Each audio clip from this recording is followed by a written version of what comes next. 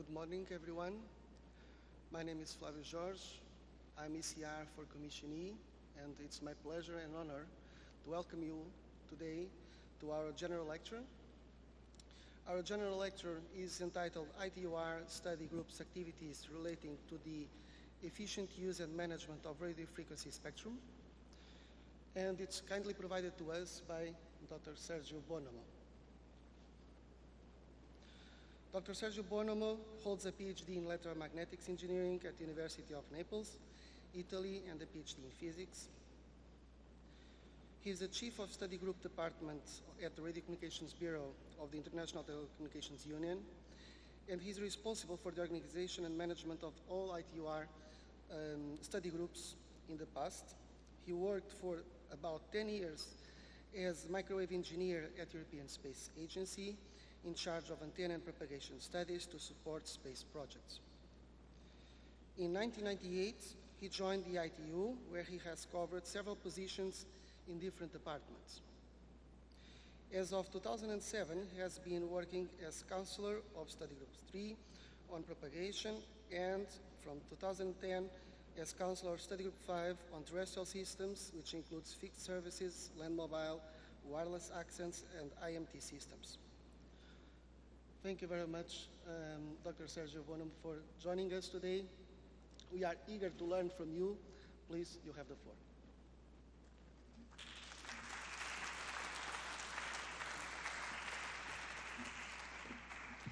Thank you, Flavio, and good morning, everybody. I'm very pleased to be here, and I thank URSI, the management, for inviting ITU to speak at this event. It's a long time we have a cooperation with URSI, and I think this is one part of the continuation of this activity. Let me go through the presentation. I'll try to summarize what we do. It's quite a lot, I would say, but there are a couple of slides where I will draw your attention to. That is a bit of where all the studies of what you do in URSI or everywhere in the world, where they converge and what is the impact of what this is done. So let me start a little bit from the past. Okay, this is a summary of the presentation. What is ITU first, for those who don't know it? ITU is an UN specialized agency, so it's a United Nations agency. And the objective of this organization is to enable to connect the world. Historically, it is one of the first United Nations agencies, I would say it's the oldest. It's founded in 1865. It was called differently. It was called International Telegraph Union. And then in 1952, this was changed. And then in 1947, officially became a UN body. And in 2015, we have celebrated 150 years. Now, next year, most probably, we'll celebrate 160. In which way we are organized?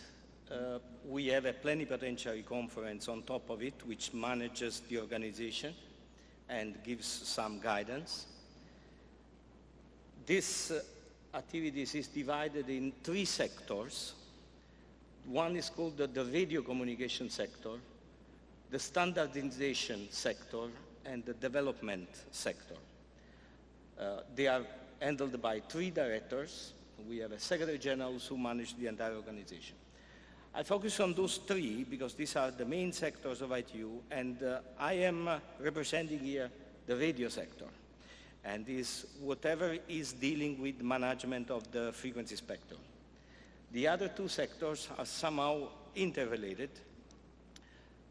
One sector deals with the standardization of whatever is going via cables and protocols of communications, artificial intelligence, machine learning. This is something handled by another group. And another sector dealing with the development, like helping developing countries in implementing their radio communication infrastructure. So this is described more in detail here. I would focus on this one. What is the real mission? Is to ensure rational, equitable, efficient, and economical use of the radio frequency spectrum. I put emphasis on those words because each of them has an impact on what we do. And we should allow everybody having the same possibility to access the spectrum and use it. This includes also satellite orbits and development of any studies for new technology. The other sector you can see later. I can provide you this presentation, what they do.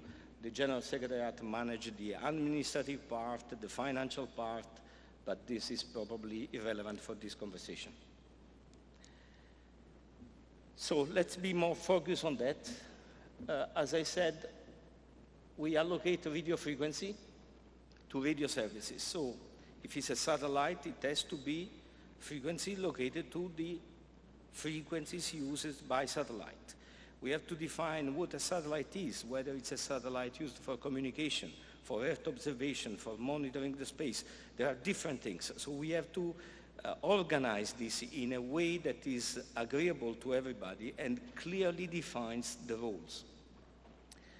We have plans, which means frequency plans, that are used to coordinate and avoid interference between different radio communication services.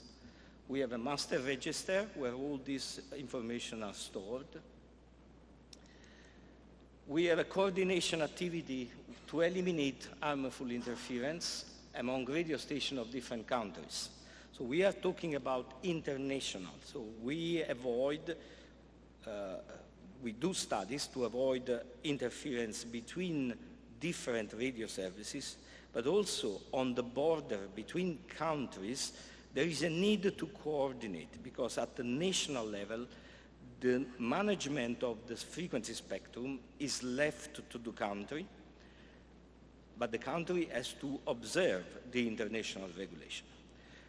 But as you know, as many of you are propagation engineers, the signal does not stop at the border of the country, so the signal goes farther.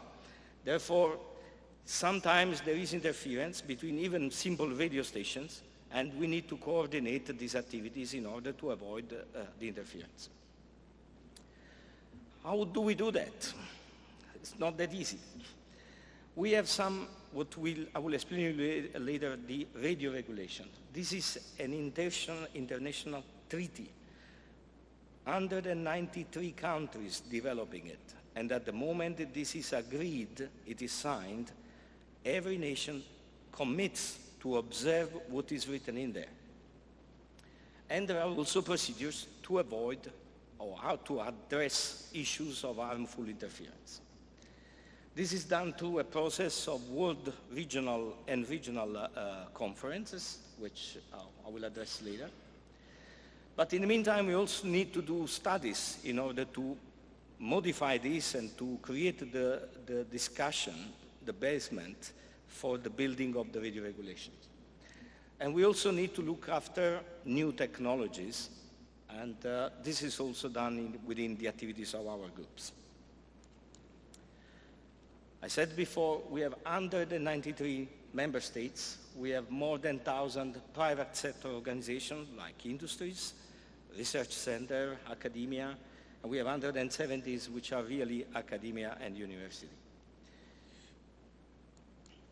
We are distributed over the world. We have an headquarters in Geneva, but we have some regional office to directly link with local authorities or regions, sub-regions of the world, which have different needs, and therefore we need to be linked to that. So we have some office around the world.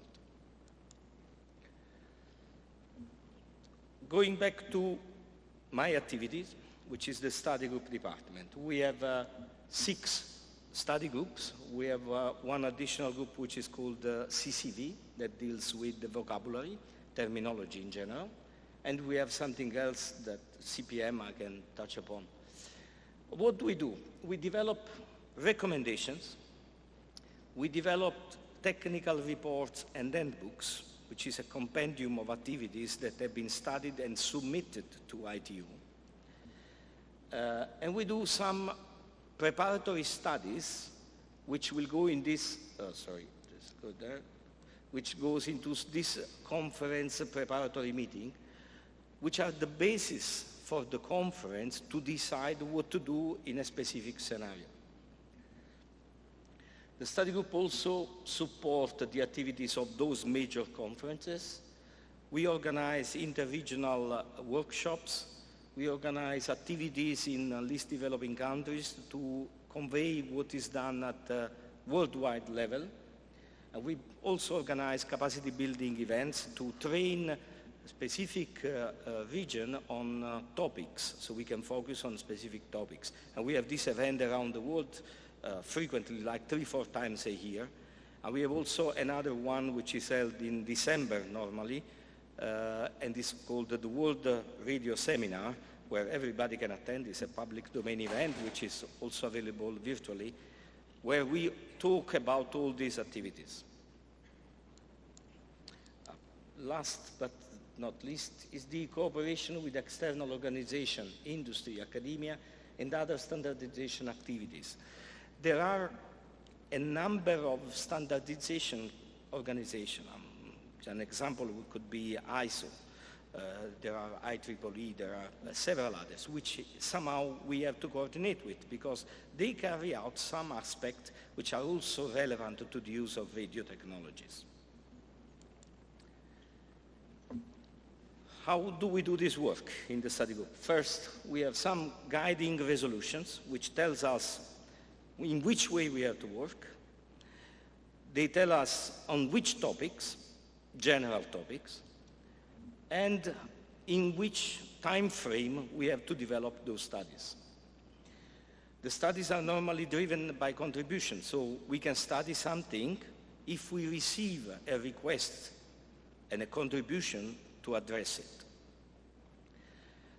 At the end, what we produce as an output, we produce recommendations, or we produce something which is called questions. Basically, these are simple questions for emerging technologies. So those questions are addressed on a specific topic. For instance, there could be a question talking about how do we have a connection between a satellite and a device, a mobile device on Earth. So it's a question.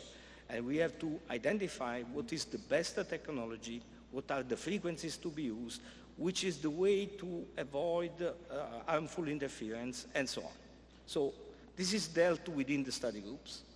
And at the end, we approve technical reports, decisions, opinion, and handbooks. There are also procedures, how to register new frequencies, how to register satellites which are put into operations.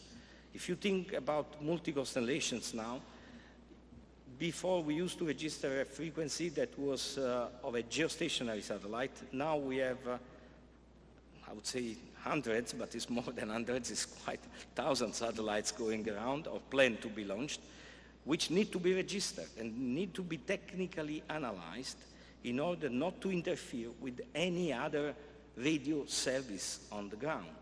So these things have to be considered, and there are procedures to register that.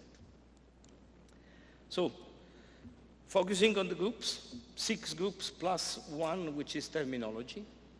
The first one is spectrum engineering and technique, which is spectrum management, methodologies, economical strategies, efficient use of the spectrum, like sharing studies to use the frequencies by 2 different radio services, spectrum monitoring to verify whether there is interference and where it comes from. So these methodologies are developed in study group 1.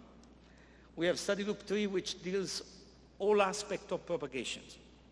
This is a scientific group, which is very much linked to what you do in URSI.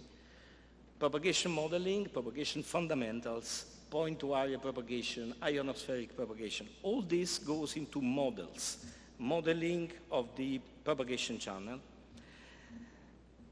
These are in support of what is done elsewhere in other groups, because propagation itself shows what the mechanism is, what the problem is, but it is used by another technology. Therefore, this group is in a way in support of the activities of other groups. We have study group 4, that is the study group dealing with satellite services, radio services, all the satellites dealing with communications, used for communications, fixed satellite, broadcasting satellite, mobile service satellite, and radio determination as well. And nowadays, all the new constellations proposed, they have to go through the studies of these groups. Similarly, we have a group on terrestrial services. Terrestrial includes a lot of things, from the Wi-Fi that we may have to the small coverages. We have maritime systems, aeronautical, radio determination. We have fixed wireless systems, and what we call IMT systems, which is basically international mobile telecommunication. This is what we use as a name to put together what is the generations of mobile communications. So 3G, 4G, 5G, and in the future 6G.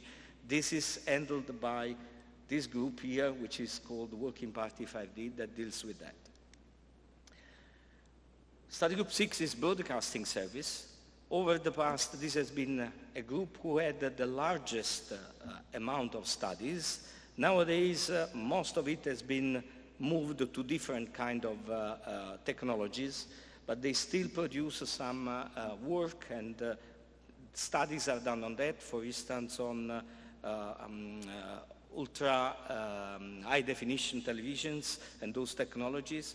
This group was awarded last year of an Emmy Award for their development of their technologies.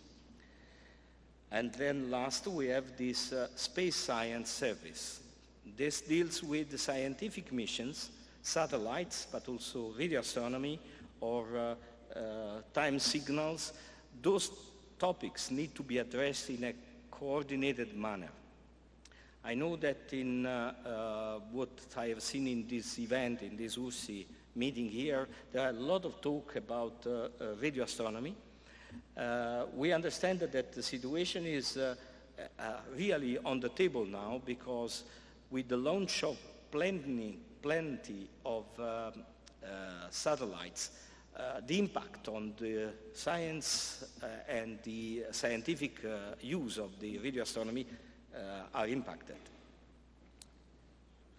Of course, there is meteorological applications, remote sensing, so all these activities are still handled between those groups. I go rather quick, group by group, in order not to be much on the detail, but you will see that each group has specific things, and I see papers which have been presented at this event that they fill up to some of these topics. I can see like wireless power transmission, I can see some measurement to assess human exposure. So those things are part of the activities of this group. Similarly, the study group 3, we have the luck that the chair of the study group 3 is with us as a regular participant to this event, Ms. Claire Allen. And these are the topics that are provided to the other groups to develop their technologies and their regulations. As said before, what are the topics of the satellite group? They deal also with IP global broadband internet access via satellite, next generations, including the satellites. So basically, at the moment, the mobile generation, the 5G does not yet include the satellite component, despite the fact that the device itself can receive that frequency. We have also early warning and relief operation, which satellite can be used for. And go to the, as I said, the terrestrial services, transportation, wireless communications. In this group, there is also the handling of short-range devices. So when you turn on your television, that is a short-range device that goes and handled by this group. This remote control is the same. When you open your garage door, that's the same. And everything has to be done in a way that do not interfere to other services. Broadcasting, as said, visual format, new visual formats, immersive sound, this kind of technology which can be implemented nowadays. These are topics of the studies. Study group 7, space science. As said, this has quite a large scope because it touches scientific operation, but also very useful applications concerning meteorological services, studies of oceans, Earth observations. Those things require a clean signal to retrieve the information they intend to retrieve from the space. If the signal is affected by either by propagation loss, which can be analyzed and addressed, but it can also be interference by spillover of other radio communication services. This one has an impact on the information we retrieve, and so this has to be accurate. So the functioning of those services depends on the use of the radio frequencies in other parts of the spectrum. So that's why also this group supports and interacts with the other groups. CCV. CCV is what we call the coordination of Committee for Vocabulary, because we, as engineers, most of us, or I would say university graduated people, we keep talking and we have to agree on what is the code when we say something, when we say power, transmitted power, exactly what we mean. And in the studies of each group, these are handled in a different way because there are different communities. So the propagation community speaks in a way that is different from the engineering community dealing with the terrestrial services. Although they are talking about the same topic, there is a need to align the terminology and give exactly what is that definition on which the research is based, so that everybody reading it can certainly understand in which context. So we need a committee who coordinates that, and this is also done, let's say, offline in parallel to the activities of the studies. So we said first questions, recommendations, technical reports, and handbooks. Handbooks are compendium, which are public domain information, as well as report and recommendation, that gives a guidance for those who are initiating studies in a specific topic. We have handbooks of small satellite, we have handbooks of mobile communication, handbooks on wireless communication, and so on.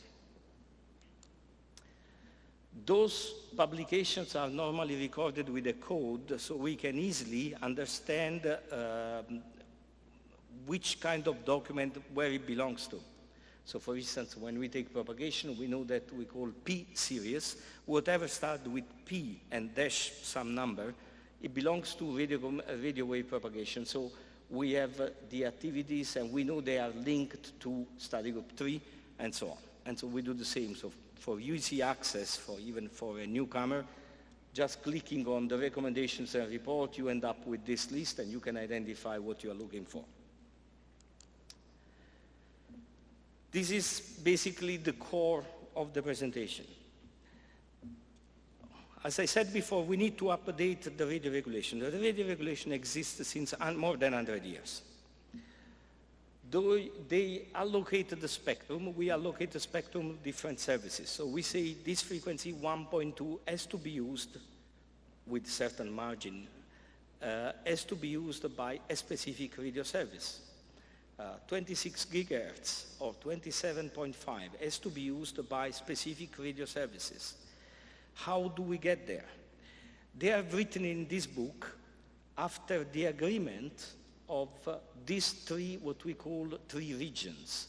We have divided the world in 3 major regions because whatever happens in this region, which is called region 1, is basically not having a big impact on region 2 as well as on region 3, which is basically this part. Of course, there are borders, but in this way, we can have a different use of a specific frequency in different places in the world in order to make the spectrum more efficiently used. because the spectrum is not unlimited. Even our technologies do not allow to use the spectrum in full. It is overused. And we have to accommodate new needs for new technologies. So this way is to split the regions in 3 places, and these frequencies assigned to those regions are somehow harmonized. Sometimes are the same, sometimes might be slightly different.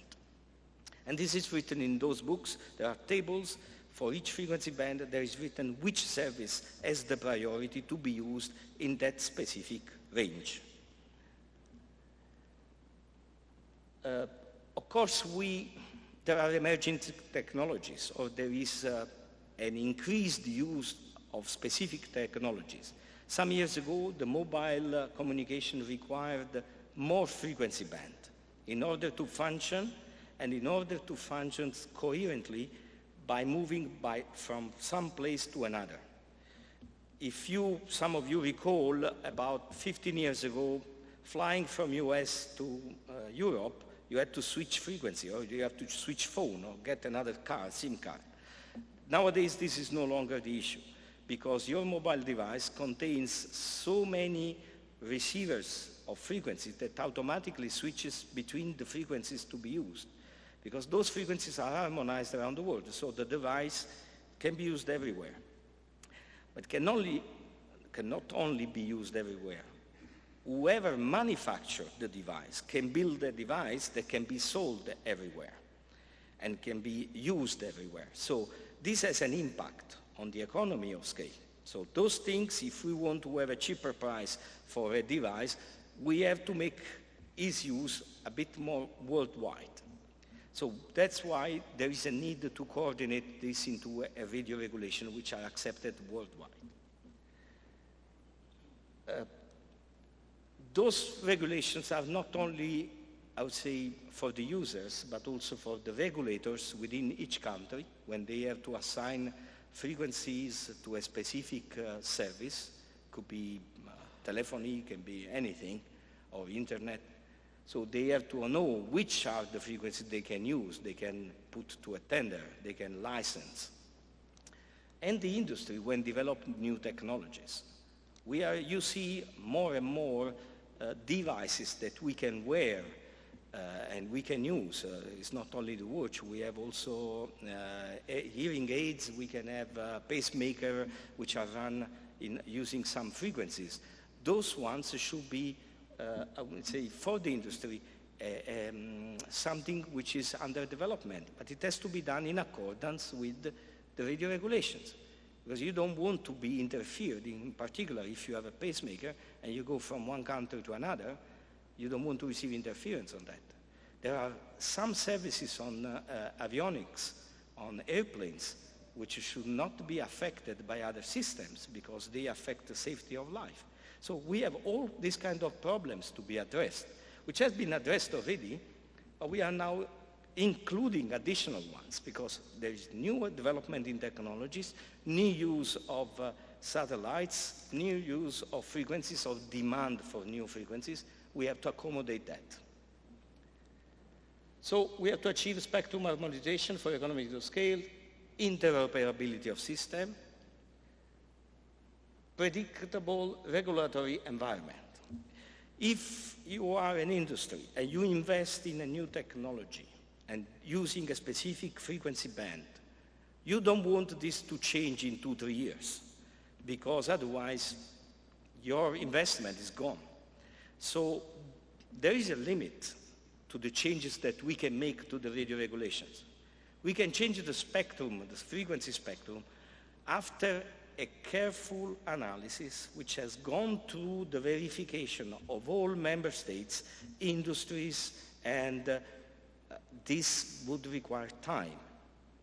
And most of the time, this requires more than 8-10 years. So if we discover that the frequency could be removed from a service and given to another services, we cannot do it so easily. It has to be well digested, well studied, and then verify what is the impact of it. Only at that moment we can change the radio regulations. So these are the 4 volumes. How do we change them? We change them via an event which is called the World Radio Conference, which is held every 4 years. We don't change completely.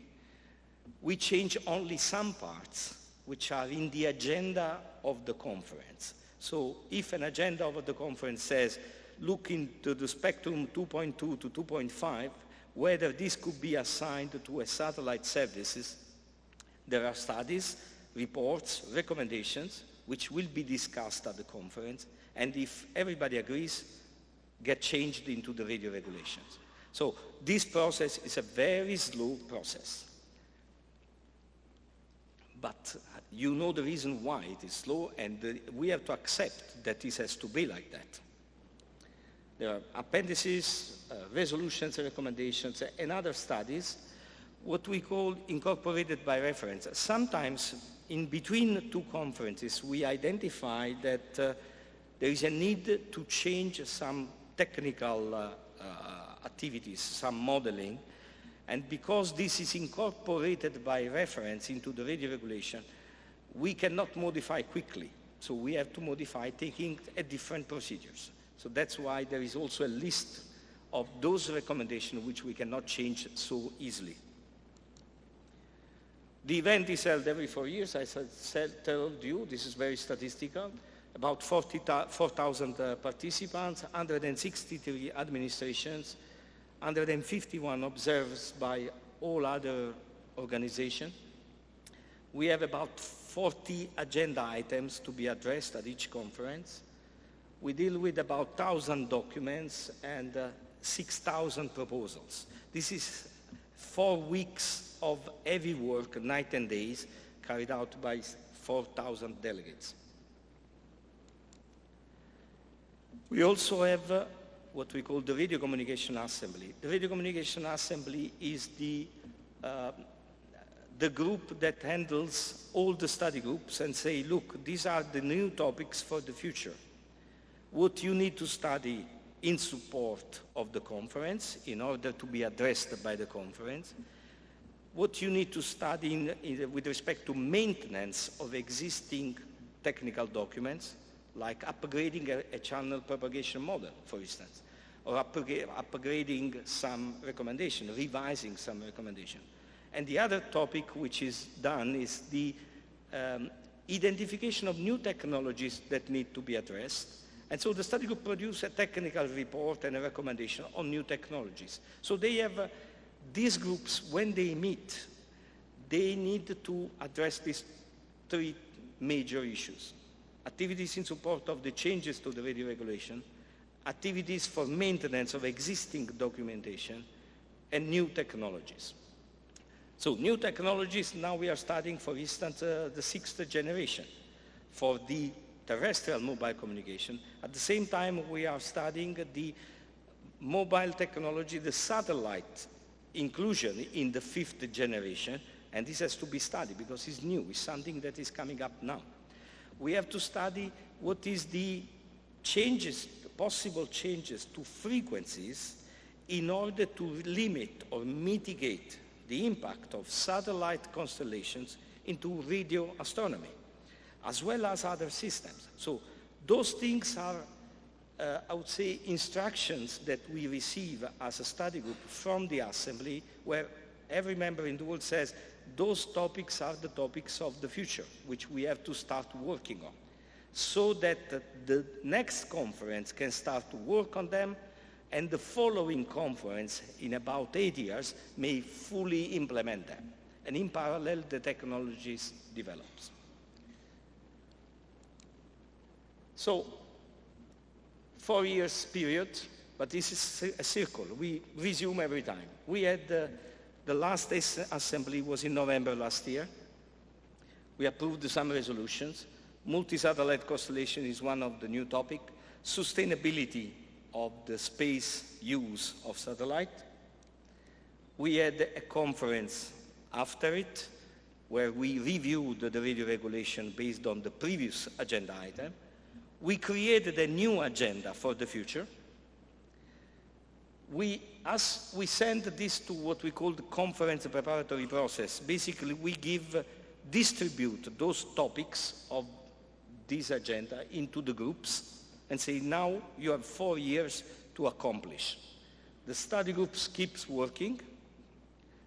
Industries, scientific research, government, associations, regulators, all of them gets together regularly, discuss technically what to do, and they propose the outcome to the second session of the CPM, which at the end create a report that has to go again to the conference.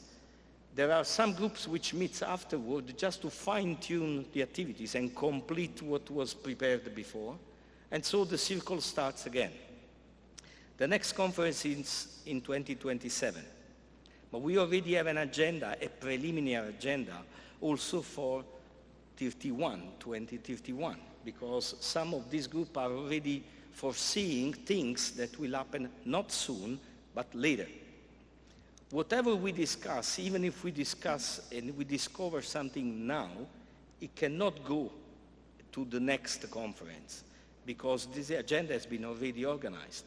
So it has to go to the following one. That's why we have to be thinking on the future.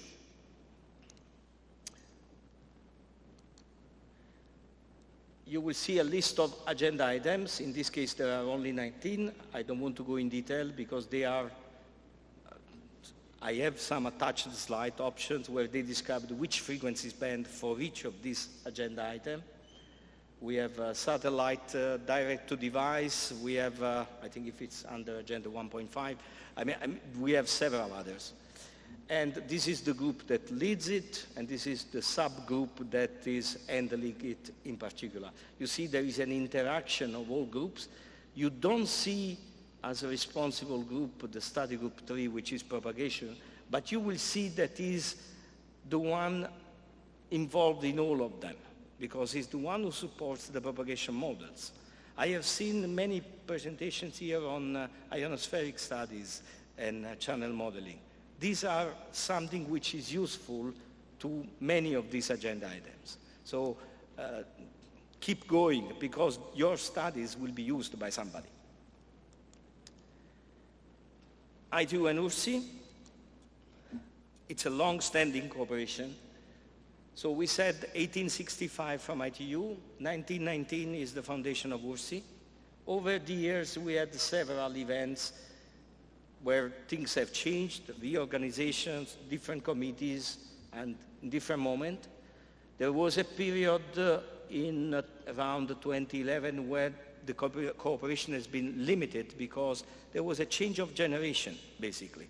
So some people retired, and therefore we had to rebuild a little bit the cooperation. Recently, at your General Assembly in Rome, there was a new resolution, which has been also taken into account by ITU, and now we are here starting to have more frequent interaction between what you do in URSI and what we do in the ITU. This is very generic to explain and to show some associations of what you do in some of your commissions with respect to what we do in our groups. This table is not completed. It's just to show a simple thing, but of course, Commission E works on spectrum. It has to affect study group 1. So there are other ticks that we should put into this one, but just to give you an idea of what's going on. So these are the topics, and I have listening what has been presented here. I have seen at least, I have attended at least one session of each of these topics. Propagation, I have attended something talking about time and frequency.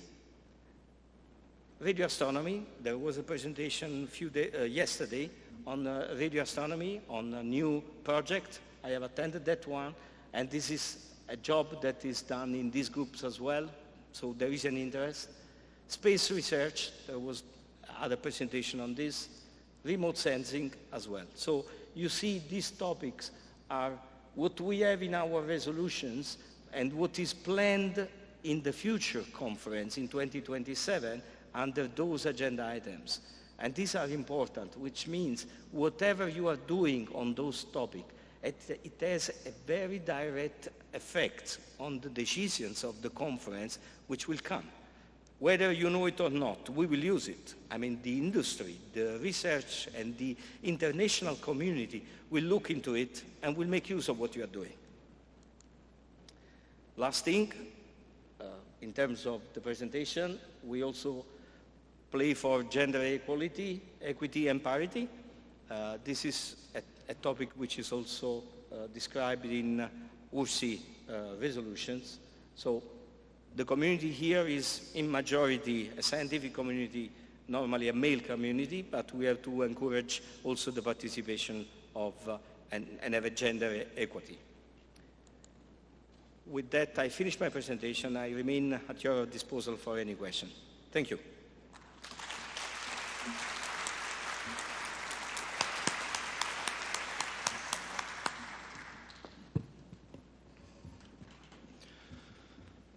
Thank you. Thank you so much, Dr. Buonomo, for your lecture. Very comprehensive lecture, I must say. On behalf of Commission E, we are very happy to see you here today. I see also other Commission officers here present in the audience. I'm sure I can speak on behalf of them, how happy we are to see and to learn from you today. Now we open the floor for questions. Please take the chance to ask as many questions as you like. It's a unique opportunity to have here such experts. Who raised the hand? Yes, please.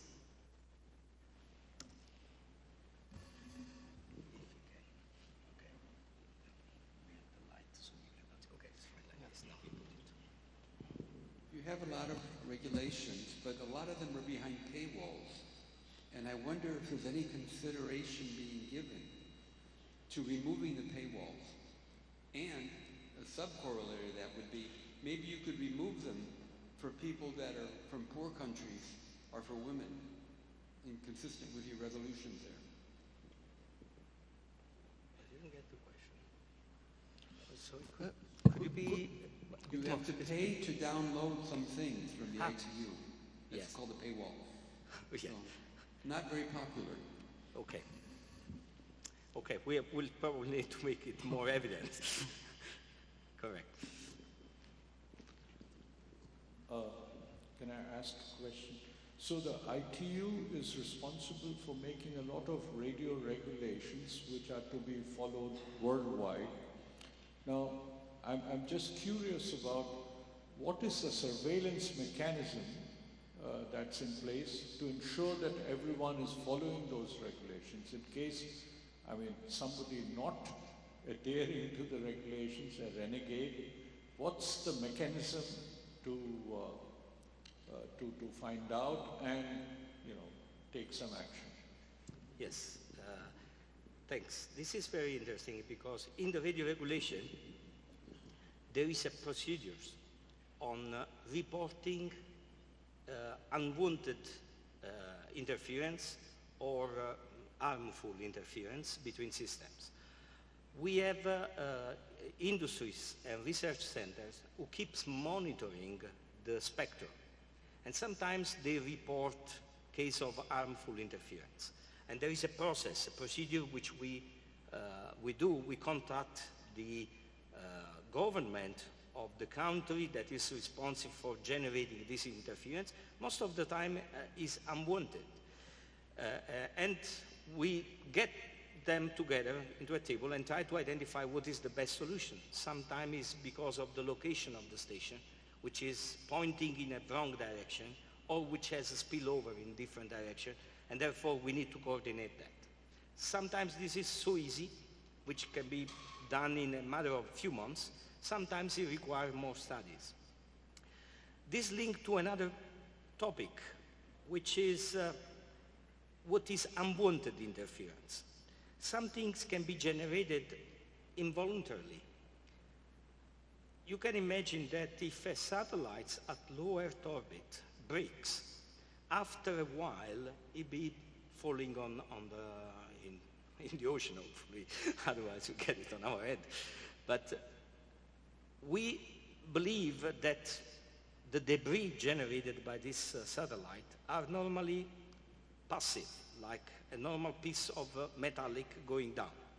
In reality, some of the transmitters on board, they are still there and maybe functioning. So they continue to emit frequencies. And therefore, they go in all directions. You cannot predict where it goes. It's not as originally planned.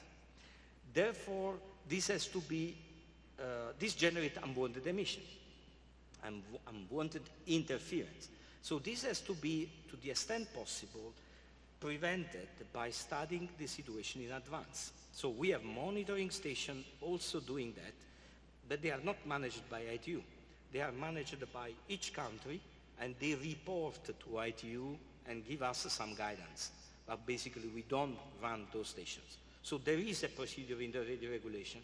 There are different approaches depending on the case, and therefore we have some ways to go on. These procedures, normally we do not change them into the radio regulation in our, because they are rather stable over the years unless we deal with the new frequencies or new allocation of frequencies. I hope that clarifies.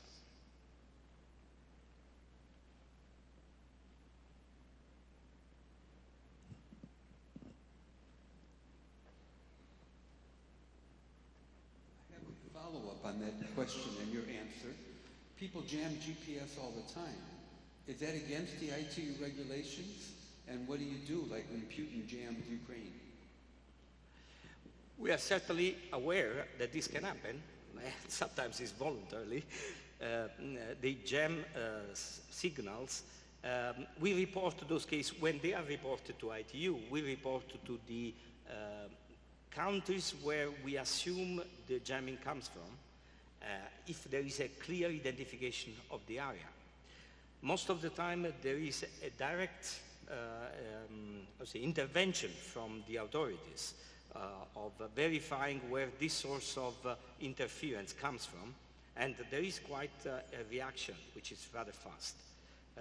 Not always possible, because sometimes there is a jamming, and this is not reported to us, and therefore we are not aware of it, basically. So we need to wait until somebody says, well, I have my service, my radio service, is interfered by something.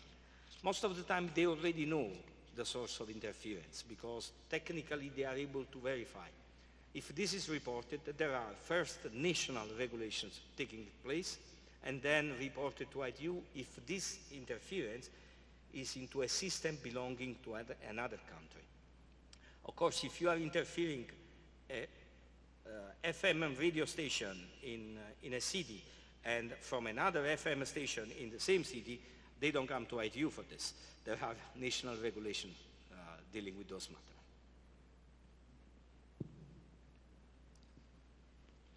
Sit down there. From the ITU recommendations that I've seen, they don't include citations. So could you comment why they don't include any, and if there's any plans to include them?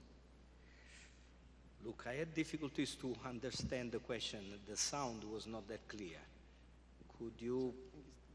Lack of citations. So, you know, the ITU recommendations? Yes. They don't seem to include any citations. Okay. So can you comment on why that's so, and if there's any plans to include them in the future? Thanks.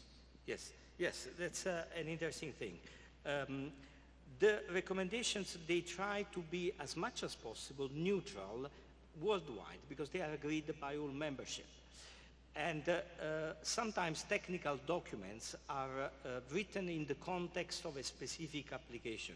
So there is no quotation of that specific supporting material. Also because the use of the recommendation could be entering into the radio regulation at a later stage. Therefore, having a quote, legally speaking, automatically implies that the work that's been done at the beginning has been verified thoroughly by all the member states. So this is very difficult to do. So we do not quote the technical documentation, 99% of the case, unless there are specific exceptions. We do not quote trademark technologies. So we have specific procedures to handle that, and this is the reason why they are not reflected in the recommendations. But of course, if you go into the report on which the recommendation is based to, there is a list of input document, there is a list of technical document articles, scientific articles, which is there and which is published, and this keeps the reference. I hope that is clarifying what you intend to know. Thank you.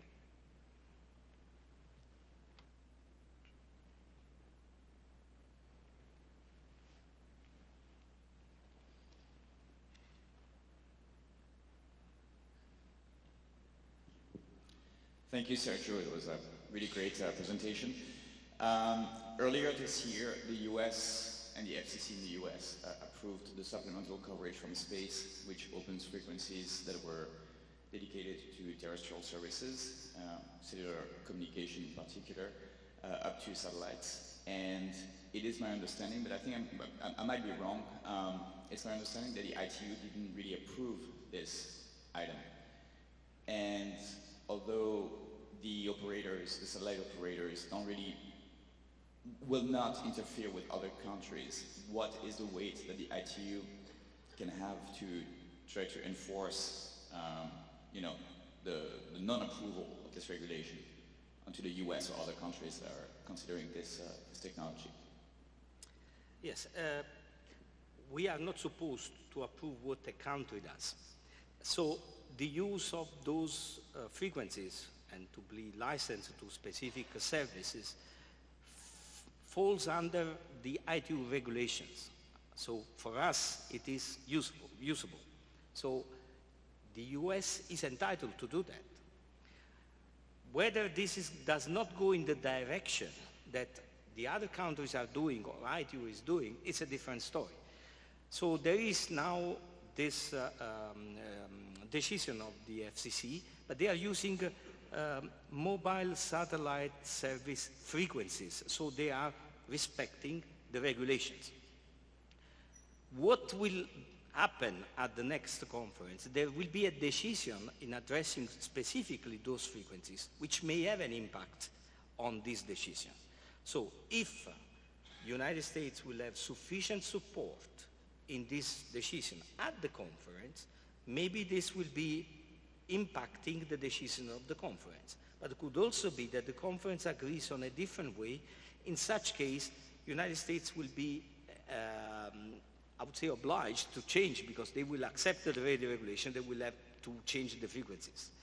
And in particular, if there is no interference, because you can also operate on non-interference based. So basically, if nobody reports that you are interfering with another radio services, you are able to operate under this specific condition. So could this be another way to do it? Probably that's the intention of the United States. I hope that clarifies.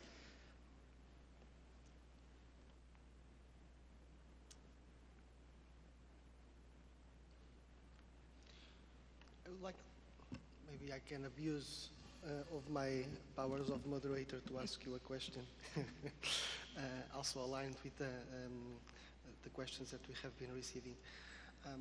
So we see technology is evolving, and of course the regulatory landscape evolves with it. It's important indeed we are working on the regulatory side within the ITU,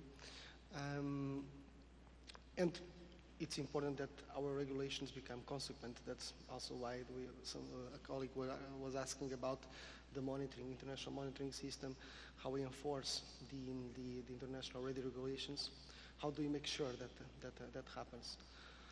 Considering the evolution of the technology and how we are seeing how the regulatory landscape is evolving, what is your view or do you have any opinion about how the international monitoring system needs to cope with the technological developments, or so possible challenges in the future for national administrations to tackle effectively the law enforcement in their countries of the international radio regulations?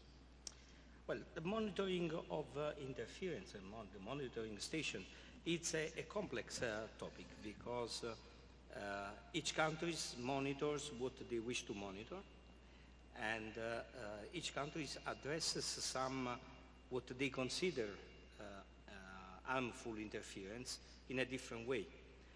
Of course, the geopolitical situation does not help in this case, because when we have stations on the border of two countries that are in conflict, of course, it is questionable the use of the monitoring stations. So the hope is that there is many monitoring stations so that we can certainly confirm the source of interference. And we open a communication channel with those countries. Fortunately, ITU is the only forum where we have communication with all member states in a direct mode. So we'll involve in this discussion and eventually show them the evidence of some of this violation of the regulation, and in order to apply the proper procedures. But we can probably alert them in advance and say, look, this has been reported to ITU as monitoring and harmful interference, not only by one station which is nearby your territory, but is also reported by other systems, which can be even on board of satellites. So those things helps because more stations you have, more control you have. We are not the soldier or the guardians of the transmissions.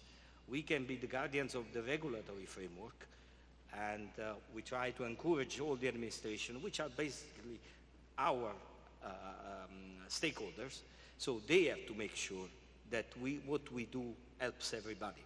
So that's the intention. But it's a complex topic because it's not easy to identify, locate the source of interference.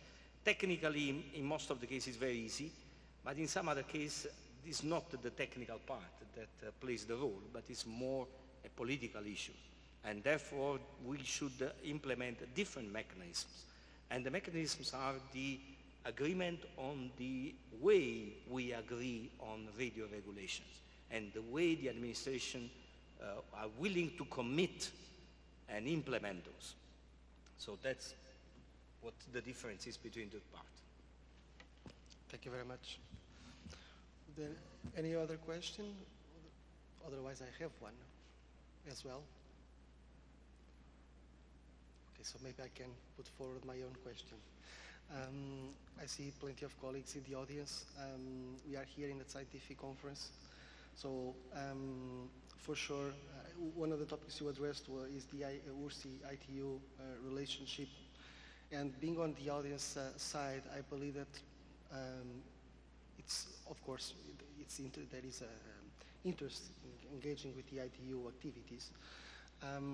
How is it possible for a scientist, for a member of our audience today to further engage with the regulatory work that we carry out at the ITU? How can a scientist in his country contribute to the overall arena in the regulatory part of spectrum? Yes, a scientific community is a community that develops studies and modeling which somehow remain in the public domain publications. And there is, depending on the interest on the topic, there is always somebody who reads those documents and develop a contribution to ITU. And if this topic requires further detail, we encourage to go down and identify who wrote those articles, which can be of interest. So there is a direct communication between ITU and via the membership to address that. Otherwise, normally, we have academia members in ITU. So if your university, your research center is a member of ITU, you can easily send the document to ITU. But another way is that we also have some technical journals that we publish, and but they are published on a specific topic. So if one day we identify that there is an interest in talking about ionosphere, we can develop a journal, inform your community that there is this opportunity, there will be a call for paper, and therefore you can contribute and eventually be published. So these are the mechanisms.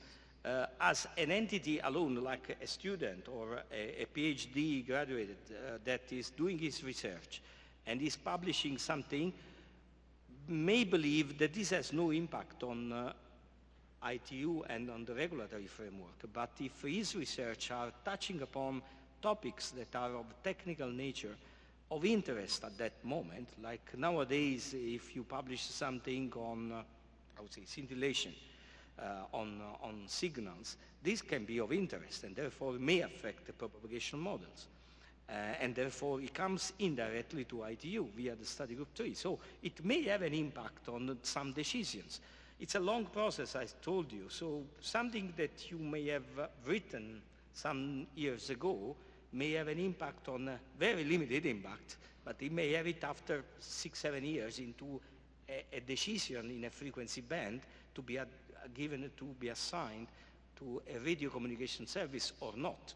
So this is a sort of something that you do that is beneficial on a longer term. So otherwise, other communicational workshops where we invite people are public domain where you can subscribe and participate. They are free. So normally via your channels or via any person in URSI, they can be coming to me and we can involve you in those activities. We have a lot of requests from developing countries to ask support in workshop and technology seminars where we have to send speakers to talk about a specific topic. And we don't go ourselves, we cannot know everything. So what we do, we identify some experts around the world and we invite them or we encourage them to go to this workshop in that specific countries because there is a request. Sometimes those countries host the cost of the expert to go there and give a talk on the specific area of research. This is another way to contribute. It is done mainly in what we call the development sector of ITU, but of course, if it's radio, if it talks about radio propagation or radio signals, we are the one coordinating that.